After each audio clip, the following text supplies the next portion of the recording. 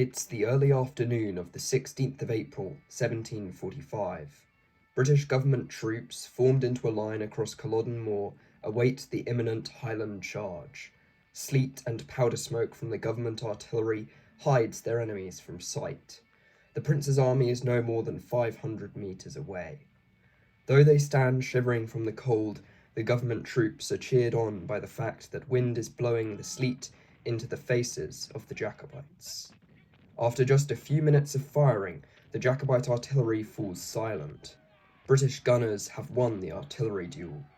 Government soldiers nervously glance at their file partners to either side of them as the skirling of bagpipes grows louder from across the moor. It isn't long before the Jacobite pipers are answered by those of the Argyll Militia, Loudon's Highlanders, and the Black Watch. For the Highland Scots in Cumberland's army, particularly the Campbells, this is a clan affair. The Lowlanders and English, many of them battle-hardened Flanderkins, see the army which opposes them with a similar hatred to their Highland allies. After all, the Prince's army has recently invaded England in an attempt to restore the unpopular Stuart dynasty to the throne. To these men, those in the Jacobite ranks are savages. Not long after 1 p.m, the charge begins. This is a tactic which has previously swept aside a government army at Preston Pans, where hundreds of British soldiers were butchered. Only the new bayonet drill which they have been taught gives the government soldiers on Culloden Moor some reassurance that they may survive if the onslaught reaches them. Canister shot is fired at the approaching Jacobites, and the Redcoats imagine the devastation it causes on the receiving end. Imagine because they still cannot see their enemies through the swirling sleet and smoke. Blood-curdling shrieks ring across the moor, the war cries of Jacobite clansmen and the screams of those struck by grape-shot. At last, the soldiers can see their enemies clearly, brandishing their broadswords and Lochaber axes.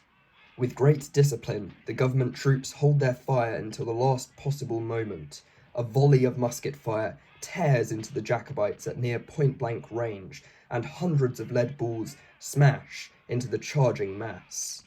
The Jacobite left flank has stalled due to boggy ground, while the right flank collides with the government army's left flank, made up of Barrel and Monro's regiments.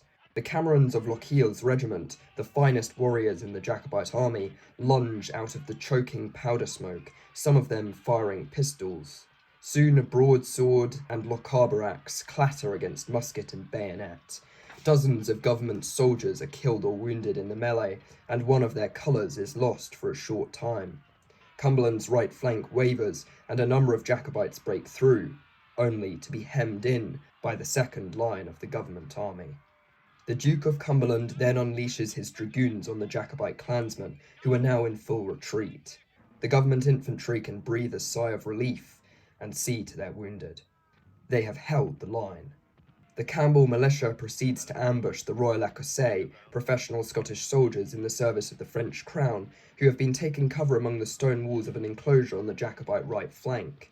The Campbells drive these soldiers into the open moorland, where they are set upon by the government dragoons. A number of the dragoons and their horses, hindered by the boggy ground, are killed in the last few minutes of the battle.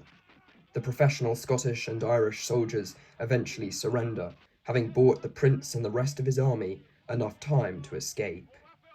After 40 minutes, the battle is over. The Prince's cause is dead, and the Jacobite army has suffered between 1,500 and 2,000 casualties. Only 50 government troops have been killed, with 259 wounded.